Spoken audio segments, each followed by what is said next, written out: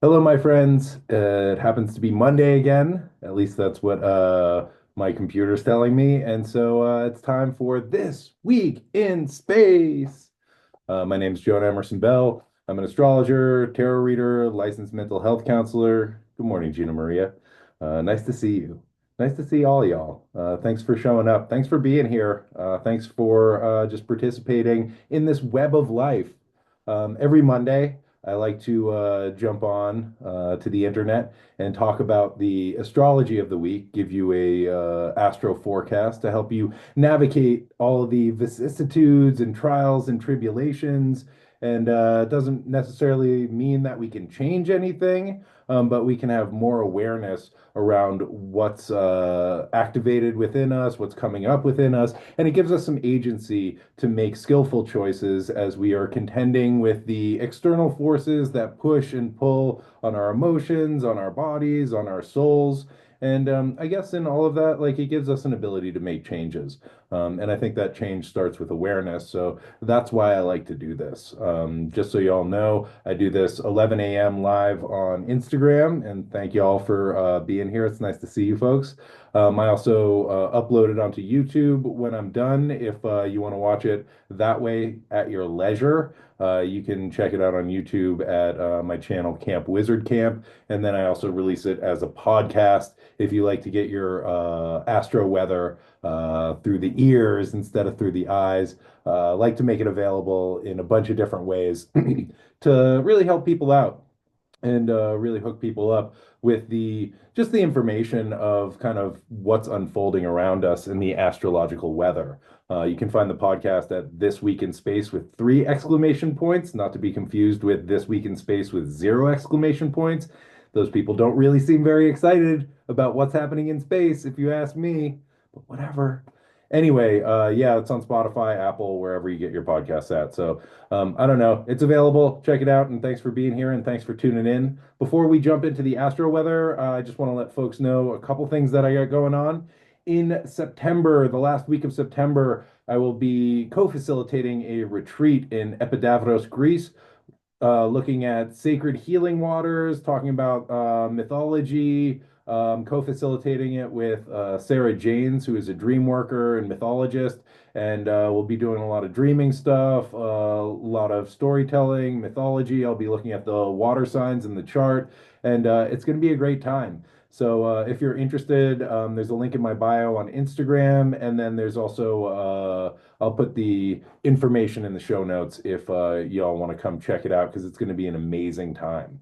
The other thing that I just want to let folks know about is I have the great honor and privilege of getting to be on Jeff Hinshaw's Cosmic Cousins podcast, talking about the Sagittarius full moon. And I believe that drops today. And yeah, check that out.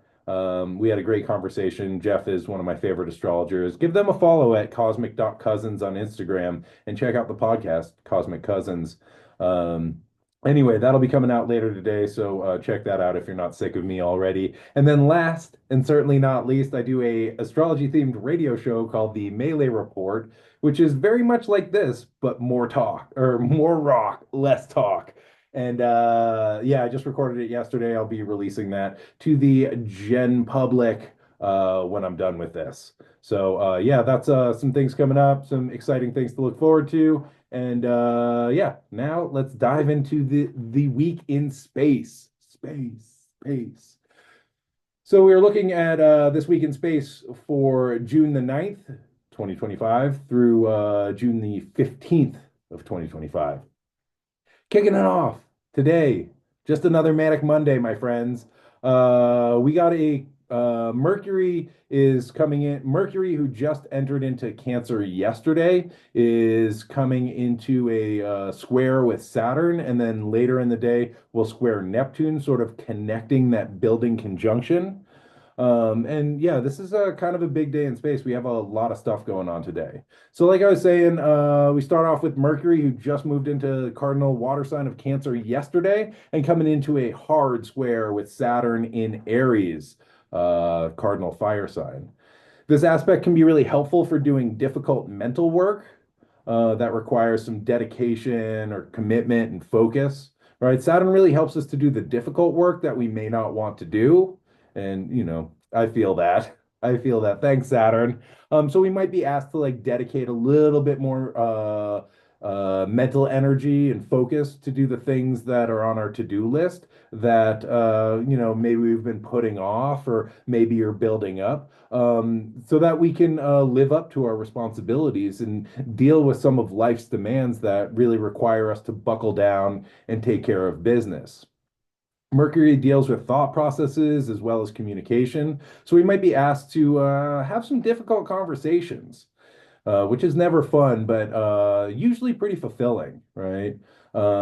However, Saturn in hard aspect to Mercury is not the best communicator, and Mercury will also be squaring Neptune later today, which might create confusion or miscommunication. So we might want to wait till a little later in the week to actually communicate our feelings or our needs if this is an important conversation that needs to be had. So Mercury in Cancer really wants to engage at an emotional level, right? Mercury in Cancer is gathering and communicating emotional information. And Saturn, who just moved into Aries, I believe March 30th, and is in fall in this sign, might feel really rushed to find resolutions or to make others see our point of view, especially if we're kind of operating from an activated emotional place, right? Our feelings get hurt, we get activated, and we're like, oh, I need to fix this, I need to do something about it. Saturn also offers us patience, which might be a really good thing to think about. And I know that it's really difficult to sit with those challenging emotions, but I think it'll be more fulfilling if we can be with it for a minute instead of rushing in and trying to make somebody see our point of view. The great astrologer Sam Reynolds talks about Saturn in Aries as learning that it's not about might makes right, right? But learning to work in collaboration with others. And I think a really great question to ask ourselves today is, do I want to be right or do I want to be in connection? And I think Mercury offers us the opportunity not to just speak, right, and tell somebody how it is, but also to listen. Remember, communication is a two-way street. With the Saturn square, we might feel pressure to like really like figure it out. And we also might feel under-resourced or limited in our ability to communicate. However, we want to find the places where we can be in exchange with others, not from the place of needing to be right or attaching to specific outcomes, but from a place of curiosity, which is one of Mercury's superpowers. Another component to this challenging aspect is that Saturn can show up as the inner critic, everybody's favorite guy at the party, right? Right? Saturn is best known for swallowing his children, bad dad of the year of the century, right? And so we can think of our inner critic as functioning in a very similar way, right? Whenever we try and do something or express ourselves, Saturn can, swallow it up, right, and devour it, and push it down or criticize us. Um, so with Mercury in Cancer, we may be experiencing big emotions or complicated feelings, getting sort of in tune with our emotional body, and Saturn might try and shut that down and swallow it up as a way of like really protecting ourselves. And thus, Saturn can bring like a gang of negative self-talk to the gathering, right? To prevent us from feeling vulnerable or expressing our true feelings or leaving ourselves open to criticism or being hurt from external places. And one of the things that I've experienced in myself in my life around self criticism as like a protective mechanism, right? The story that I've told myself for a long time is that no one can hurt me because I'm already so good at hurting myself, right? The way that I treat myself is like so, so harsh that like anything anyone says to me like doesn't even compare to it. And like that's a really twisted way to live, and that's a really like challenging story to have. However, I felt like it kept me safe for a long time. So that's just something that was coming up for me when I was considering this. With Saturn square Mercury, can make us also critical of others or of situations we find ourselves in. And, again, like I think bringing in the curiosity of Mercury instead of like needing to lock in and needing to know and judging things can be really helpful, right? And it might just be helpful to notice what's coming up and to do what we can to sort of expand that awareness. Even seek for the places where we can kind of see the bright side. And I know that can be challenging at times, right? Um, Saturn tends to have like a very narrow point of view, right? And gets very fixated on reality. And sometimes Saturn's narrow, limited point of view, it can mistake for the reality, right? This is the way it is. This is how it's always been.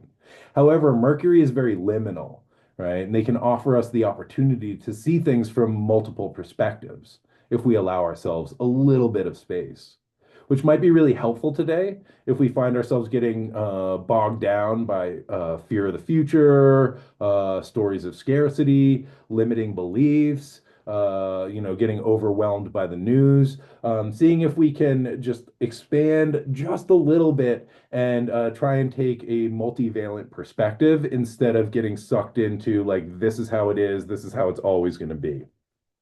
Um, cool. So also today, Monday, June 9th. We have Venus in Taurus squaring Pluto in Aquarius. This is occurring at 3 degrees and 31 arc minutes of these fixed signs. So, Venus squaring Pluto is another tense and challenging aspect that we get to experience today. Venus deals with love, creativity, beauty, relationships, values, all that good stuff. Pluto deals with themes of initiation, death, and rebirth, transformation, as well as shadow material, unconscious issues, and issues of power and control. In this tense aspect with Venus, it might bring up power dynamics in relationships, right? Pluto can activate feelings of obsession, especially in hard aspect to Venus. So just be aware of that.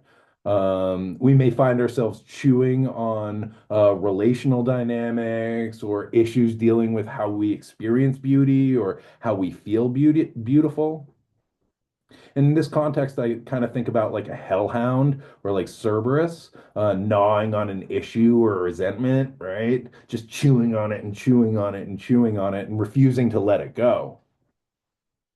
So how can we allow that sort of like obsessive thinking or that chewing to point the way to transformation? Because I think that provides a trailhead where we can notice, okay, like something is being really activated here as I keep looping on this thought. So what is it like to just follow that through? What is it like to follow the emotion? What is it like to sort of go into the depths or the underworld to see what's underneath this and what this can reveal to me? And I think that this can be a really transformational process, right? Instead of just endlessly looping or obsessively thinking. We also might be able to distract the hellhound with something else, right? Throw it another bone, throw it another idea, throw it a creative project, which can allow us to move back and forth between these spaces, right? Where we're like, okay, I'm engaged in this thing, and now I'm like kind of microdosing my obsession. Now I'm coming back to this thing that feels a little bit more supportive, right?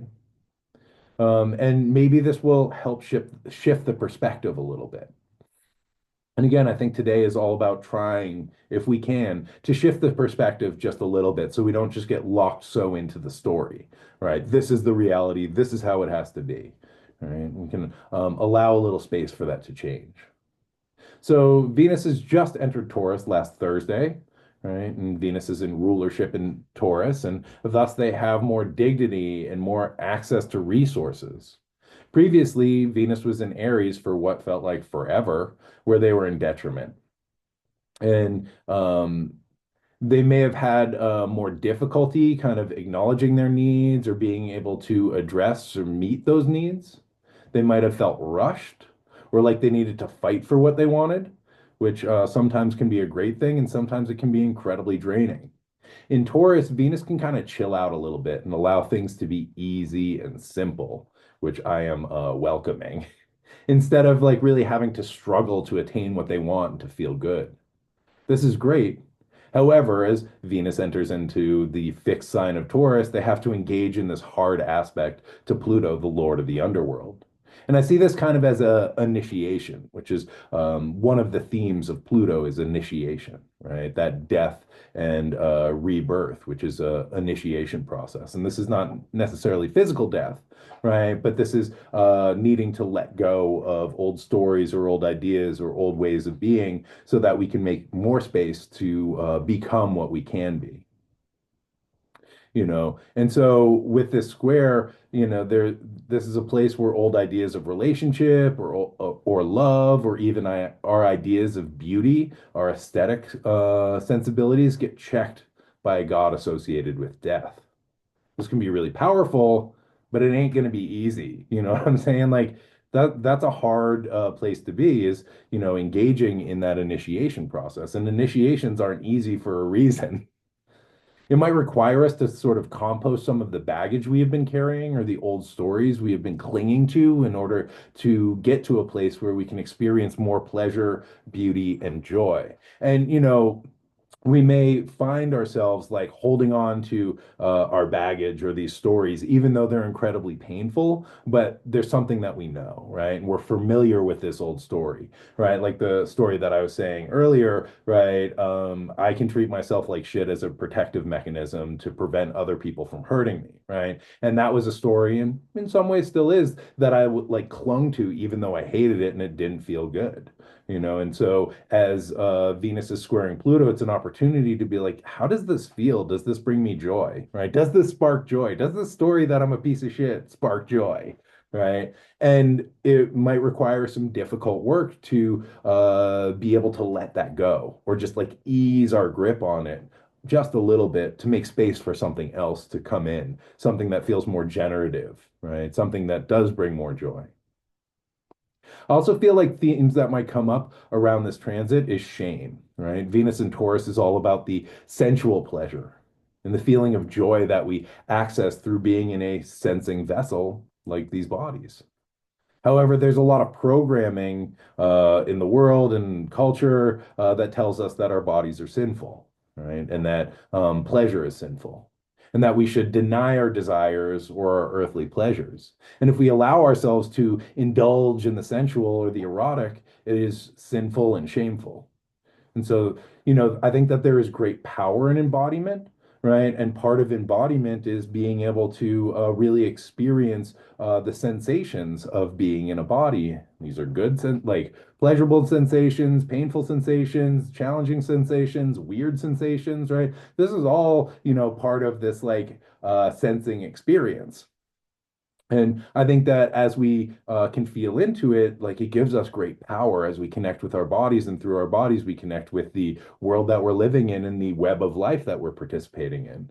And when we deny ourselves the full range of our senses or our sensual experience, or we feel shame around being in a body, we end up just giving our power away. And so, again, Pluto has a lot to do with power. And one of the ways that we can access power is coming into our physical body, into our sensing body in ways that feel safe, because sometimes it doesn't feel safe to be in a body. Sometimes it doesn't feel good to be in a body. And so, you got to do what feels right for you, but just hold this lightly as you move through the world today and just notice what you're sensing, what you're feeling, and the places where you can access some good feelings, because I think that can be really resourcing and supportive. So we also might find ourselves in situations where we engage in plutonic people, right? People who assist us in the transformation process, right? Like Charon, the ferryman on the river Styx, who helps the dead to cross the dark waters. But Charon also extracts a payment or a toll. So it's good to have something to offer in exchange as we move through the shadow places. I think another component of this transit is grief and loss. And I think that grief and loss is kind of on brand with a lot of the astrology. I think that the Saturn-Neptune conjunction brings up a lot of feelings of grief and loss as like old structures dissolve, and old systems dissolve, and even in areas like old ideas of our identity and who we are and what our mission is might dissolve or be washed away. And these sort of washing away or dissolving feelings, I think requires a grieving process. And I also think about Neptune, or like I think about grief as like softening the hard edges of Saturn, right? It sort of washes away the rigidity if we allow ourselves to engage in that grieving process, right? And so, again, with this Venus Pluto square, I think it brings up these feelings of grief and loss and all the places where joy ended or things didn't work out or we lost people or places or things that we loved where there and whenever in my experience whenever there is a loss, right, it can activate the memory of all the losses that came before and that I've experienced in my life, right? All the unmet expectations, the disappointment of things that didn't go the way that I hoped, the things that were taken away too soon. And, I think about Demeter in the Persephone myth. And I think about this Pluto, like hard aspects to Pluto and Venus as being associated with the myth of Persephone. And Demeter in this myth, Persephone's mother, tried as hard as she could to protect her child, keep her safe. And in the end, her daughter was taken from her. And for Demeter, it was as if her joy was stolen and sucked into the underworld. And we all go through these experiences, right? Where gloom or loss or fear or crisis overshadows our life, right? And steals our joy, right? And we can feel like that joyful sense has been swallowed up. However, in the process, Persephone is transformed from the role of a naive maiden and just sort of Demeter's daughter into a total boss. Right? She becomes queen of the underworld and has great access to power through going through this initiation process. And so Pluto requires sacrifice and surrender as we let go of some of our baggage, right? Or let go of the fear, let go of the need to sort of hold and control, or we surrender outdated survival programming, right, and it can open up a space where we can access more of our own internal power, and it can help us transform from something that requires external validation, right? Something that cannot operate on its own into beings with more access to our life force and personal power. And, again, it ain't easy, but I think that that can be really helpful. That can be a helpful outcome, or at least a point to orient to. All right. Moving right along, but staying with today. Also, Monday, June 9th, Jupiter enters Cancer, right? So now for some good news. Jupiter has spent the last year, since May 25th, 2025, in Gemini, a sign where Jupiter is in detriment, meaning they have a much harder time doing their job of bestowing blessings and creating coherent narratives and cultural systems that function well, right? Jupiter is a planet of wisdom and coherence, as well as expansion and feelings of hope and optimism, right? Where Jupiter seeks to unify, Mercury, ruler of Gemini, likes to break things down and spread things out and separate them out. Right. In Gemini, Jupiter had a very hard time making that coherent narrative that they love because they have kind of expanded the amount of information that was available, right? Which Gemini loves, but it's really hard to find cohesion in all of that information. Where Jupiter is seeking to synthesize a worldview or bigger picture narrative, Gemini is all about multiplicity. And this has led to a lot of splitting and fragmentation in relationships, in culture, in political parties, in governments, in nations. It's all over the place, right? Most recently, and I think that this is sort of Jupiter at that like anaretic degree of Gemini, we see the cat fight erupting between Donald Trump and Elon Musk, which is, I think, a great example of this like fragmentation and splitting of Jupiter and Gemini. However, today, June the 9th, Jupiter moved into Cancer, the sign of their exaltation, which is great. A planet in exaltation is like an honored guest who, they roll out the red carpet for, they bring out the good china, they make their best meal, right? So Jupiter is this honored guest in the moon sign of Cancer, right? Here, Jupiter is about reciprocal relationships that nourish both parties instead of that like separating and fragmentation of Jupiter and Gemini. It's about, okay, how do I nourish you? Like, how do I nourish myself? How do we come into reciprocity? The wisdom of Jupiter in Cancer tells us that the things that we take care of will take care of us. This is, I think, an important thing to hold this year. Cancer is a cardinal water sign and it's associated with, the wellspring of life, right? The water source.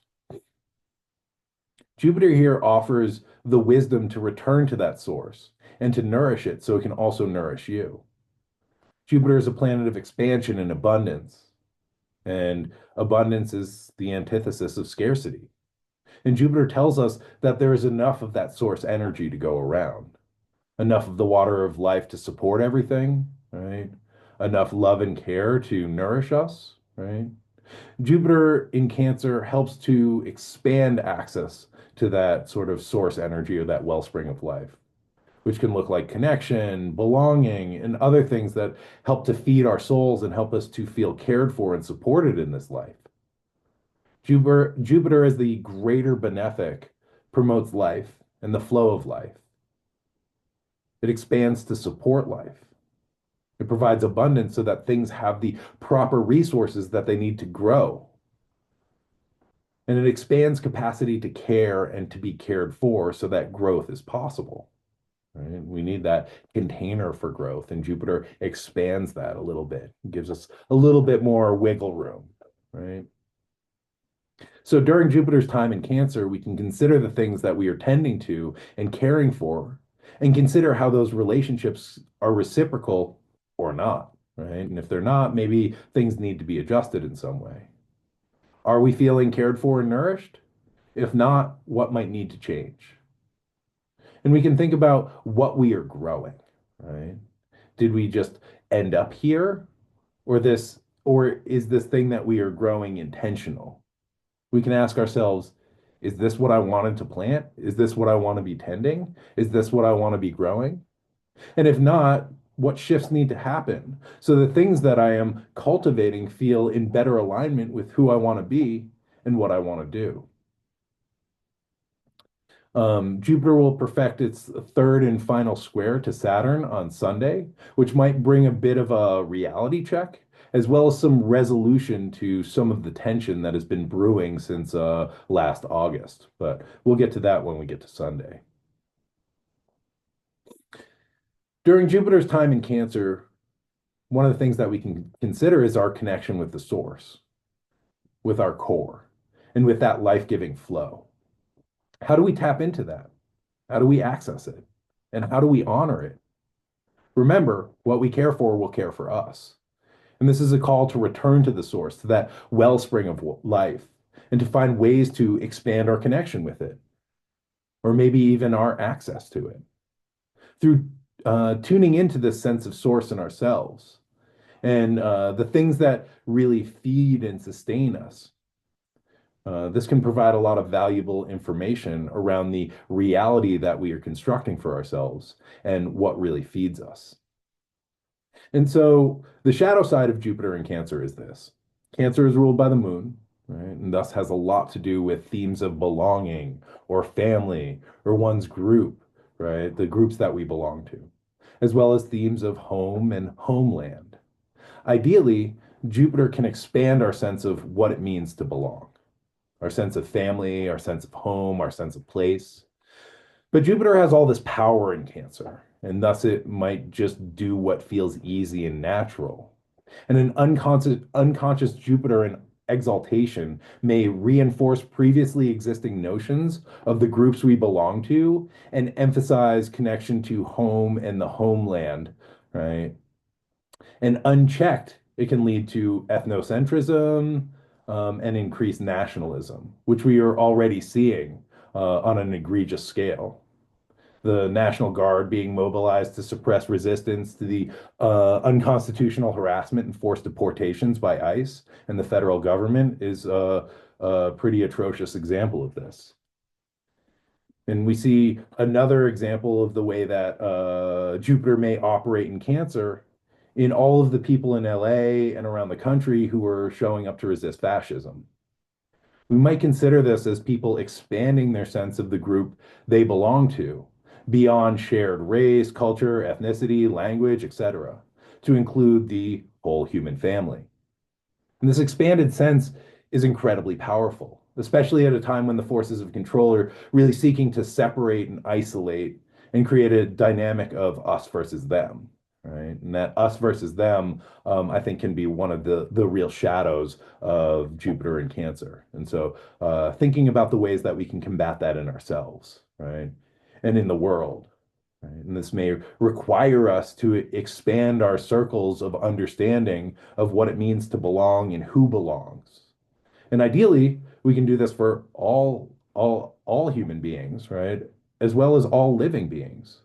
And we can begin to shift away from notions of nationalism and a small view of the mother country, right? Or the homeland, to recognize that on an embodied level, the earth is our home, and to honor and respect that home instead of trying to extract from it to take as many resources as we possibly can, right? And as we expand this circle of belonging, maybe we can include all living beings that we cohabitate with and co-create with, right? And consider all sentient beings as our family, right? As this earth is our home.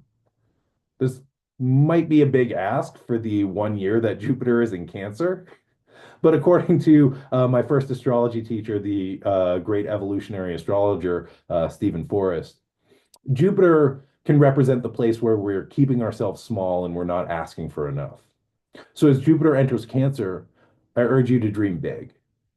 And this is a way of resisting fascism in the sense that fascism seeks to kind of like keep us small and eliminate our dreams. And the ways that we can fight that is to find unity and expand what we believe is possible, and come into connection and expand our circle of belonging to transcend borders, culture, race, right, even species. Just a heads up, Jupiter will remain in Cancer from now until June the 29th of 2026. So we have about a year to work on these themes and to ask more for the area in our life where where we find Cancer in our chart, right? And this is a year to expand our beliefs and to practice optimism, or at least trying to look on the bright side once in a while, and to really allow the space to reap the benefits of what Jupiter has to offer in the sign of their exaltation. Okay. Ooh, congratulations, Kendra Deluxe, on having Jupiter crossing your ascendant. That's awesome. And that Jupiter on the ascendant can expand our sense of self, right? Yeah, also, thank you, Kendra Deluxe. One of the things about Jupiter is they'll expand whatever you give them. Right. So if you are showing up with a ton of debt, a drinking problem, right? Like a lot of messiness, Jupiter will just expand that.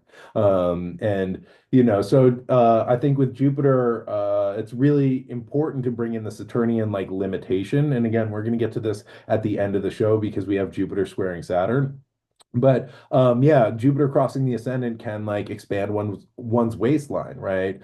Because the ascendant deals with the body, right? The self. It can expand our sense of self and also expand the body that we're living in. And so, if you're experiencing that, that's sort of like a natural astrological phenomena. And we also want to think about, okay, what are the structures that I can keep in place or put in place to help contain this growth and direct it towards where I want to go, right? And how I want that to support me. Um, Ooh, and congratulations, Snake Channeler, on your pivot back to van life. Respect. I miss my van life. I really miss my van life. Um, And I also kind of miss my art making, but I get to do this. And so, Godspeed, my friend. Um, ooh, congratulations. Opening an art center. I want to check that out. That sounds rad. Okay, continuing on with Monday, June the 9th, we have Mercury in Cancer squaring Neptune in Aries. The man of many hats. Yeah, it's part of my wizard practice. Okay, Mercury in Cancer squaring Neptune in Aries, rounding out our boodle of transits this Monday. So this is occurring at 2 degrees of the cardinal signs of Aries and Cancer. So we just talked about Mercury squaring Saturn earlier on Monday. Now Mercury is perfecting a square to Neptune. So Mercury, in their capacity as the messenger, is kind of transmitting some information between Saturn and Neptune, who are moving closer and closer to their conjunction point. They'll get within 13 degrees, or sorry, 13 minutes of perfected conjunction in July when Saturn stations retrograde. Um, and then Saturn goes retrograde, goes back into Pisces, comes back into Aries, and they complete that conjunction in February, I believe February 20th of 2026. But like it's really close. It's really building. I don't know if y'all could feel it, but like, whoo, the tension is thick, right? So Mercury, right, helping to transmit some information around like what the meaning of this conjunction might be, right? What these archetypes coming together, how that might unfold for us individually and the larger world that we're participating in, right? Saturn Neptune conjunctions deal with dissolving old structures, right? As we attempt to create new structures to replace the ones that Neptune is eroding and washing away. Historically, there are themes of governments and systems toppling or being overthrown, as well as revolutions, systems imploding, and power vacuums that oftentimes follow these systemic shifts. And last Saturn Neptune conjunction was in Capricorn in 89, and we saw the fall of the Berlin Wall, also the Tiananmen Square protests and riots. And as I speak, there's protests erupting in LA, trying to prevent ICE from deporting people. And yeah, the National Guard has been called out. It looks pretty intense, and everybody out there who's doing the good work, take care of yourselves and take care of each other and be safe out there. Especially like later in the week. Sunday is going to be a pretty intense day. So, over the weekend is things are going to really heat up. So again, I'll get to that in a minute. So Mercury might be helping us access some of the information around the themes that are arising for us in the external world as this conjunction builds. So this is a really good time to sort of tune in and be like, okay, what's coming up for me, right? What's happening? What is being illuminated? What is the information that I'm picking up, not just from the news media, but from my felt sense. And also be aware of the media that you're taking in because Mercury deals with thought processes and cognition and how we process information, but Neptune is a planet of illusion and delusion. And Mercury deals with, again, our thinking processes. And so we may feel confused today or a bit lost, or communication might be misunderstood or taken out of context. And, again, I said that the Saturn Mercury square might direct us towards having difficult conversations, but we might want to wait until this influence fades a little bit later in the week, the kind of confusing and foggy influence of Neptune, so that our communication isn't misconstrued. And again, pay attention to the information that you're receiving from your media sources, right? Hold it lightly. There might be misinformation or even downright propaganda that is being dispensed. And I sort of took a break from the news and tuned back in to check out what was happening in LA. And the narratives around this, like from Instagram is one thing, or like social media is one thing, and then from the national news media, talking about like violent protests and the National Guard like being here to help people and ICE like getting rid of criminals, like that's just straight up propaganda. So just like pay attention to what you're taking in and hold things loosely in the beginning part of the week. Don't, Neptune can also bring up a lot of anxiety and fear and insecurity. So like just pay attention and don't allow yourself to, or watch out for getting dysregulated through the information that you're coming in, because I think that we'll get more clarity as this transit separates, and we don't want to get like spun out and sort of let go of all of our personal power through misinformation, propaganda, or fear. Um, so, Saturn can want to take that information really seriously. And again, Saturn is all up in this too. So, we might be receiving like information from news sources, and Saturn can lock into that reality. And Neptune may cause us to feel some feelings of overwhelm or find ourselves wanting to check out. So just notice what's coming up for you as you move through the first part of the week. Neptune can also see the world with some rose-colored glasses, and we may find ourselves idealizing people or situations. And again, we may be experiencing some distortions of the truth, which may lead to some of the idealized feelings that are developing, right? So Mercury in Cancer is kind of granting access to emotional information. Whoa. Hold on one second. Pardon me, my notes just glitched out. No. This is going to be challenging. Excuse me while I restart my notes app so I can tell you what's going on. One of those days. Okay, there we go. Thank you for your patience, my friend. Getting back to where we were talking about. Okay. Blah, blah, blah, blah, blah. Anyway, we'll maybe move on from there we go. Mercury squaring, blah, blah, blah, blah. Thank you for your patience. Okay.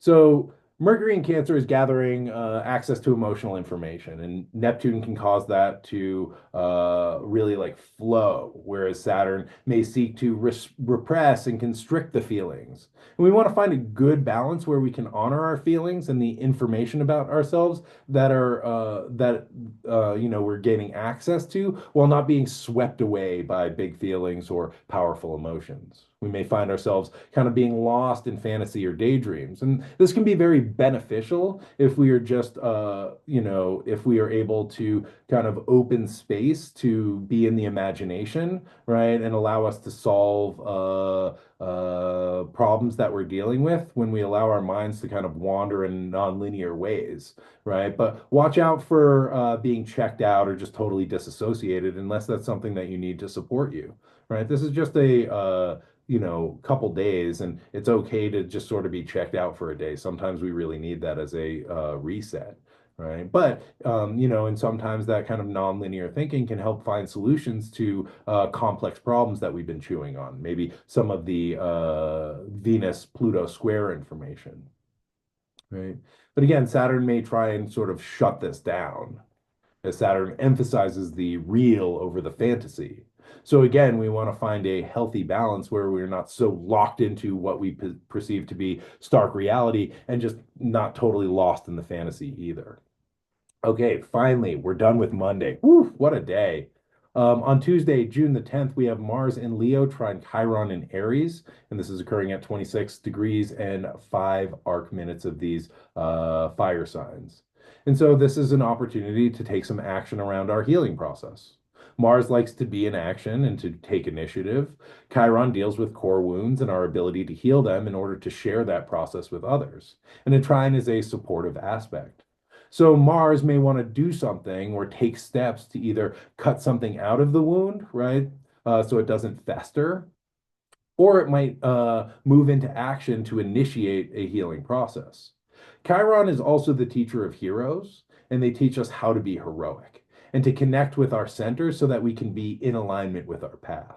And I think this is really what a hero is, right? It's not about slaying dragons or rescuing maidens. I think it's about coming into alignment with the core self and having the courage to follow that path, right?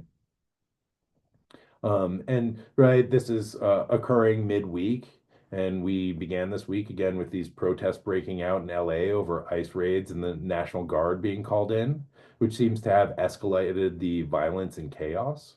And so, with this trine, there's an opportunity to take action around what feels authentic to us and to step into the role of a hero, which can look a number of different ways. It doesn't need to be like the guy on the burning car with a flag, right, in the great photo, or, being on the front lines or whatever, whatever that might be. It can be supporting others, it can be giving money, it can be giving time, it can be giving resources, it can be giving care. A real hero stands up for their beliefs and stands up for those who have less access to power and resources, right? Standing up against the forces of death to promote life, right? And I think that's really heroic. And there's a myriad ways of doing that. Mars is a warrior and wants to fight. And there are various ways of fighting, right, that we can consider. And so we want to pay attention to what's going on in our internal world because we don't want to be moved to action from the place of the wound, right? We want to be moved into action from that heroic and authentic place. We want to act from a place of healing and not from an activated place or from an unconscious wound. So this is a good day, again, to check in on your motivations and to really prioritize action that can lead to healing and wholeness. And again, that can look a number of different ways. And actions that can help support others in their healing journeys. And again, a number of different ways. We want to consider the ways that we can step into our hero nature and live authentically, because I think that's some really good medicine. Okay, also Wednesday, June the 11th. We have the Sagittarius full moon at 20 degrees and 43 arc minutes. This is occurring at 12:43 in the AM Pacific time, making that 3:43 AM Eastern time, right? Sagittarius, the centaur, half human, half horse, right? So we have this kind of unifying of the top-down logical and the bottom-up intuitive. These are two different ways of knowing, right? One of these ways of knowing, maybe the top-down logical, we can think of as more solar, right? The sort of solar consciousness that shines light onto the world, and then the other, the intuitive animal body, right? Maybe a little bit more lunar.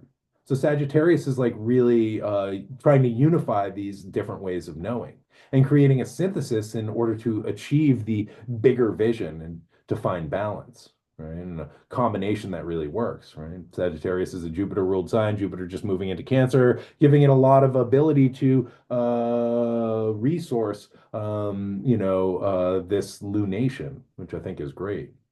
And again, Jupiter is about unifying, right?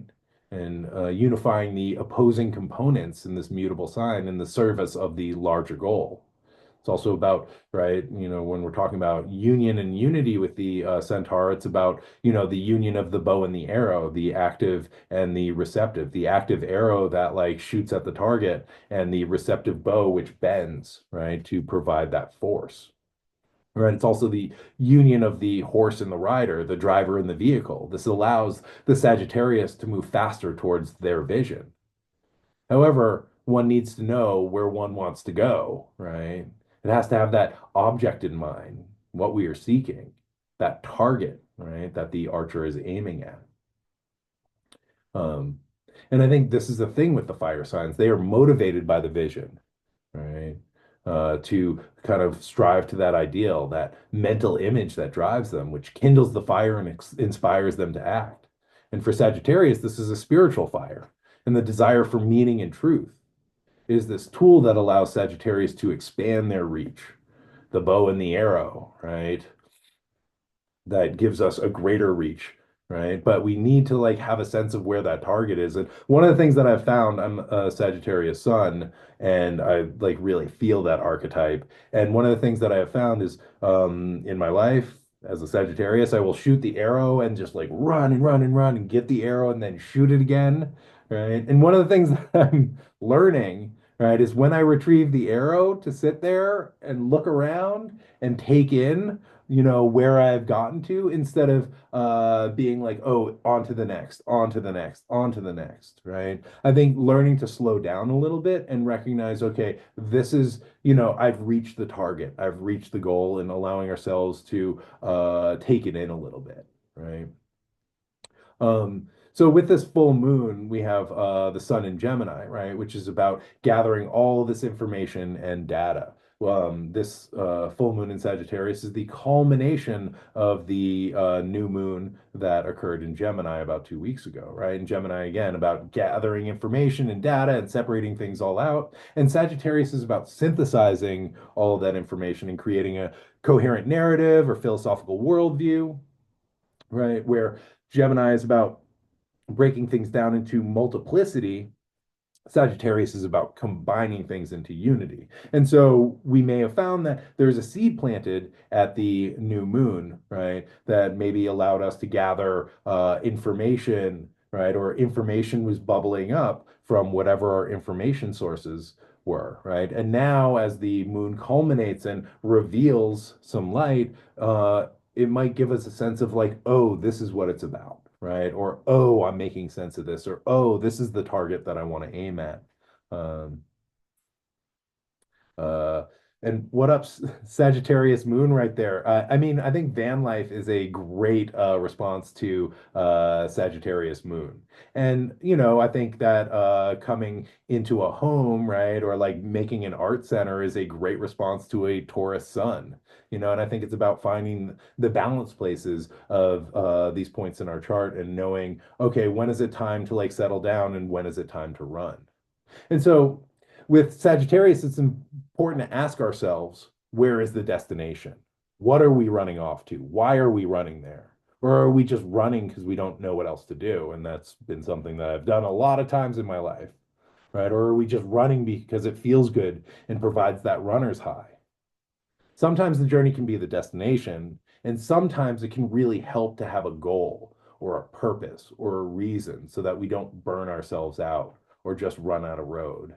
And, I think this is where the target for the archer comes in handy, right? It gives us a point to orient to because, if it can be anything, it's hard to know where to shoot that arrow. And that arrow is full of vital life force and energy, and like we don't want to waste it. You know what I'm saying? Okay. So some things to think about with the Sagittarius full moon. Also on Wednesday, and this is a long week. I'm going to skip over we on Wednesday, June 11th, during the Sagittarius full moon, we have Mercury in Cancer, sextile Venus and Taurus. This is a supportive aspect and really good for having sweet conversations, coming into connection with each other, provides a little bit of ease and like nice, sweet information exchange. So yeah, hanging out with friends, writing love letters, hanging out with your sweetie. These are all like things that might be supportive during the Sagittarius full moon, or there may be openings for that. But running out of time here, so let's move on to Sunday, June the 15th. We have Mars and Leo squaring Uranus and Taurus at 28 degrees and 54 arc minutes. This one's intense. I'm not gonna lie. Okay. And I just want to put this out there, right? Hard aspects between Uranus and Mars can lead to impulsiveness or rash decision making, and it can also be really accident prone. And so be careful this weekend, right? Leading up to the weekend, and stay safe and just be aware of like people's behavior around you, because people may be acting impulsively or irrationally, and it's just I don't know. One of the benefits of this is, we know how to show up in the world and we might know what to expect. So with Uranus, you want to expect the unexpected, but like Mars can pop off into violence. Or like unexpected events occurring. So just stay safe, take it easy this weekend, be gentle with yourselves, right? And yeah, I would not do any extreme sports this weekend, okay? Like I would not be jumping out of an airplane this weekend, but that's just me, Call call me a curmudgeon. Anyway, Uranus wants liberation and freedom, and it's always seeking for the ideal. Mars deals with action, willpower, and conflict, and maybe feeling some of the electric energy of Uranus, who wants to tear things down or blow them up, right? And like tearing down anything that doesn't reach that imaginary ideal. And Mars is really like willing and able and excited to take action around these impulses and desires. And I see this kind of like Uranus is the dynamite and Mars is the fuse, right? So we may experience eruptions or explosions as we move into the weekend. This can be internally or it can be externally, metaphorically or literally, you know? I'm just looking at the map. I don't know how it's going to turn out. We might feel compelled to take action to disrupt patterns or places where we feel too locked in or stale in our personal life. We also might experience eruptions in the internal world, which compels us to take actions that are aimed at breaking old patterns or ways of being that feel inauthentic. We also might notice explosions in the external world or eruptions, right? Places where we are rubbing up against oppression, right? Or fascism, where people are like, oh, hell no, I'm not going to take this anymore, right? And the situation in LA seems kind of like a powder keg that's ready to explode. Um, Um, and I think the situation between Trump and Musk, their developing catfight, also seems kind of like primed for a nasty blowout. And these are just two examples, right? But we can notice the places where you feel that tense energy, like something has got to give, right? And Snake Chandler saying, yeah, just wear a parachute just in case, just in case you need it, right? Or like, safety third, my friends, right? Maybe like pack extra water and a med kit or something like that. It's good to prepare for the unknown. Not in a like intense prepper way, but being like, well, yeah, things might be intense and like I don't know how it's going to go, so I'm going to just take extra precautions, right? And just watch out for moving too quickly or acting impulsively, because this can lead to accidents and unfortunate outcomes if we're not conscious of the ways we are moving this supercharged energy through our bodies and through our lives. Right? Mars in Leo is all about taking action that privileges the individual self. And in this context, it may need to feel, it may be a story of like, I need to do this for me, and I need to do this to be free, and I want to do what I want to do. And this is important, but we also want to consider the impact that our actions are having on all those around us. Mars squaring Uranus wants to be free of restraints. It wants to do what it wants to do. And Mars, who is associated with the blade, may cut things off or strike out at other people.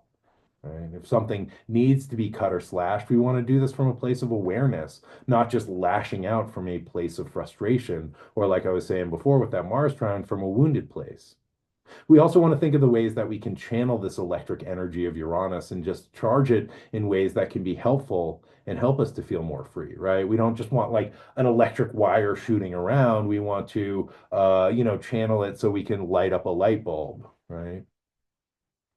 Um, and so, so I also think about the Tower card in the tarot with this aspect, with this Mars Uranus relationship, right?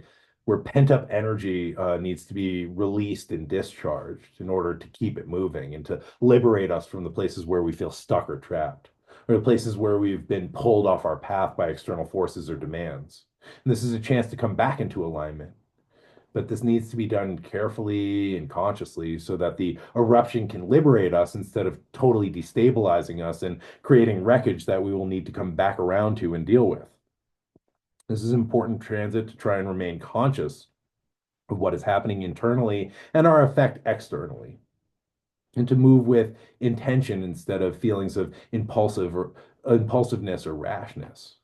And again, be careful this weekend, right? Uranus is unpredictable and Mars can react aggressively or even violently.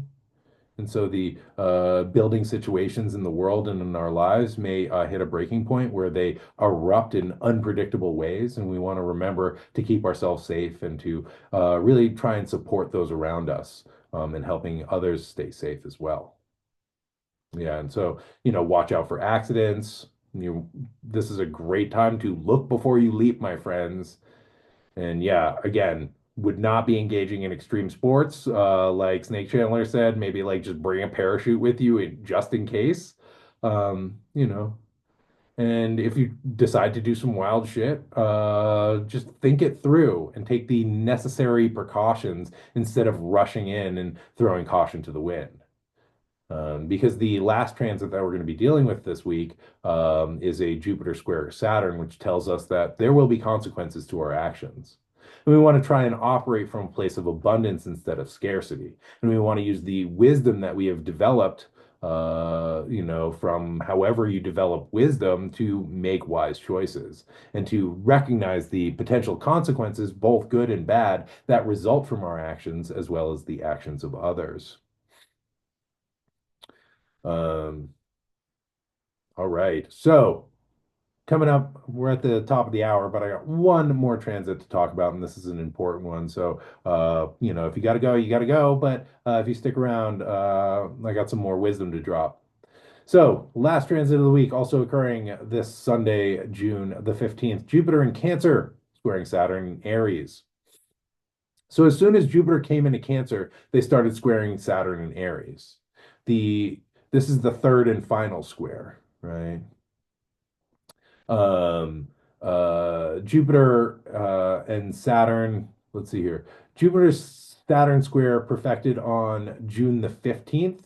Oh, sorry. The Jupiter Saturn square perfects on June the 15th, and this is the third and final square. The first one was on August 19th of 2024, back at 17 degrees of Gemini and Pisces, with Saturn retrograde, and in Jupiter's sign of Pisces, and Jupiter in detriment in Gemini. The second square was on December 24th at 14 degrees of Gemini and Pisces. This time Saturn was direct in Pisces and Jupiter was retrograde in Gemini. And so this is the final square, and now the planets have changed sign, right? So there's like an energetic shift with this culminating square.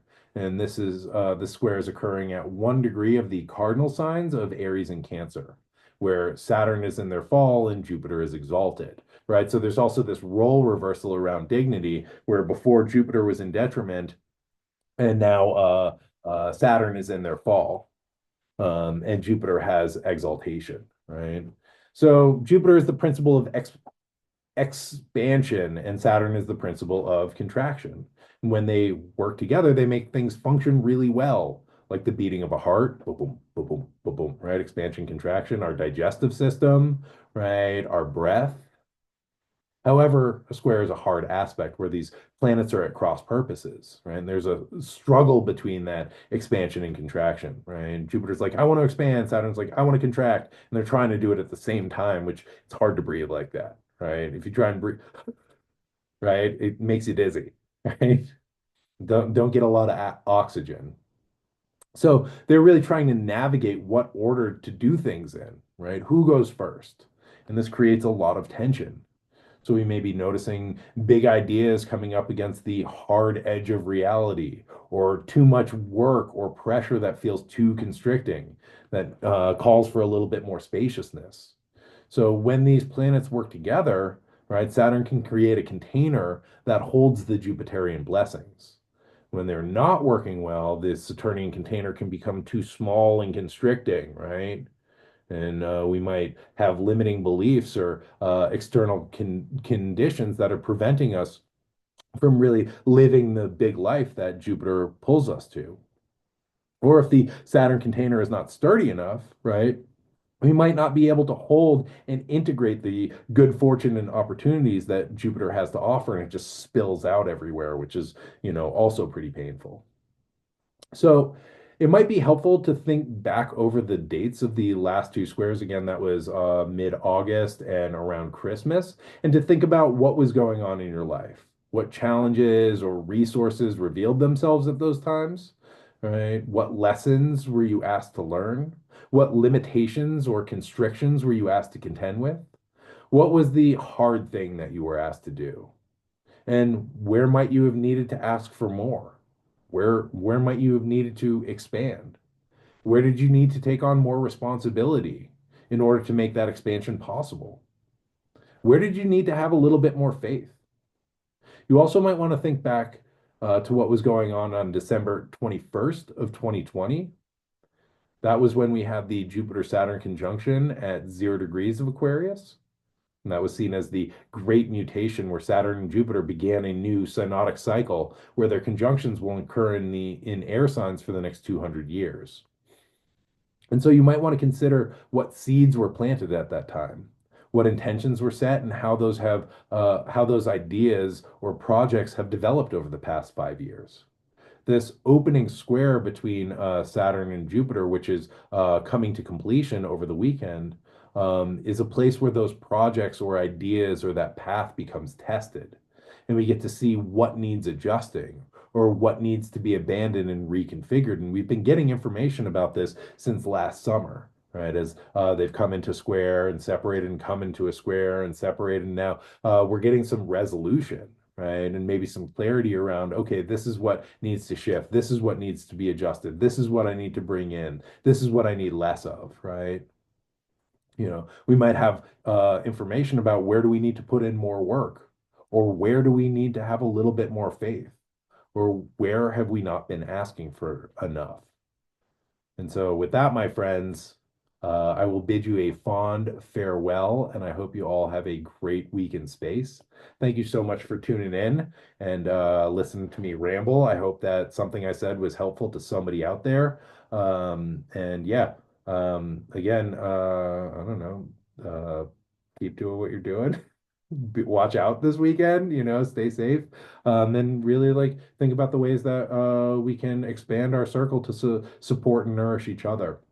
I don't know. I said some advertisement things at the beginning. I'm tired. I want to go take a nap. Um, Hey, yeah, you got it. Thanks for tuning in. And yeah, I guess if y'all like this or got something from it, share it with other people, right? So that I can expand the circle of what I can nourish as well.